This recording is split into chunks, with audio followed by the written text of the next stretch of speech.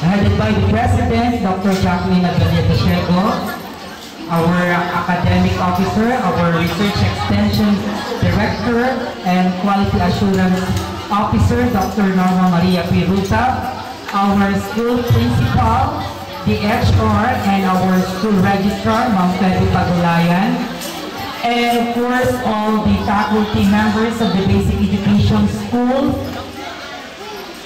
most especially to all the parents and awardees. Magandang umaga po sa inyong lahat.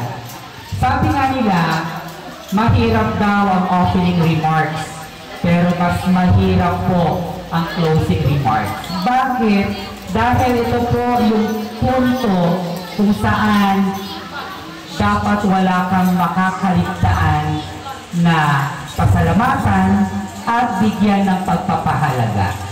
Ngayong araw na to, dalawa yung gusto kong bigyan ng pagpapahalaga at importansya. Kayong mga magulang at kayong mag-aaral.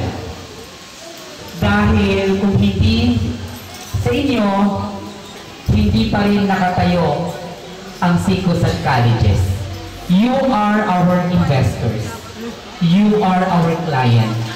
You've made the school not only resounding in the city of San Fernando, but to the entire province of La Union. Palakpakan niyo naman ang inyong mga sariling parents and pupils and students.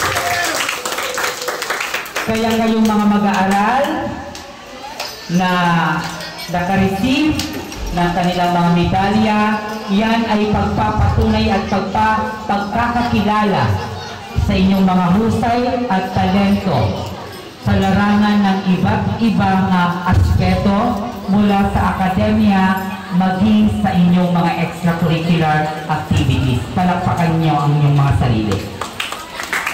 So all of you proud parents and sa lahat ng mga lolo at lola na nandito, kayo po ay patunay na nagsasabing ang edukasyon ay mahalaga o kaya importante sa panahon ngayon.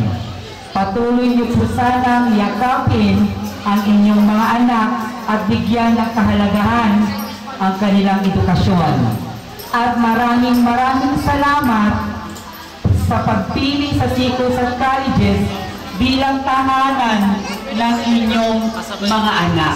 Maraming salamat po dyan. At kayo naman na mga mag-aaral, patuloy po sana ninyong gawing inspirasyon ang inyong mga magulang, ang inyong buhay na meron ngayon, especially sa inyong estado ng buhay na nasan man kayo ngayon, para magbigay kalinawan at inspirasyon at motivasyon upang inyong matamo ang tugatog ng tagumpay. To all of you parents, continue inspiring your sons and daughters. To all the teachers, continue motivating and be an instrument in constructing the pyramid of success of your students. To the school administrators headed by our beloved school president, maraming salamat for giving us this perfect platform, for giving us this SICUS at colleges to be the school of our finest and amazing pupils and students who will soon to be part of the productive citizen of the Republic of the Philippines.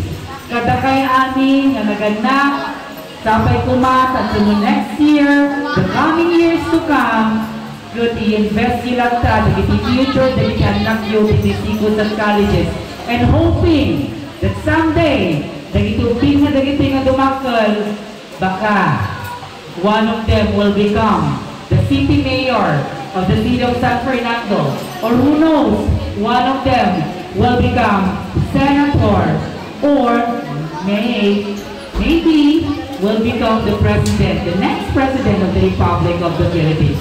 Kadakay amin, Diyos tagina, nagsapay lang kuma, sa italot yung tumanan, sa marunong atawan, Tigitan Nakyo, the SICUS at colleges, because SICUS at colleges is the school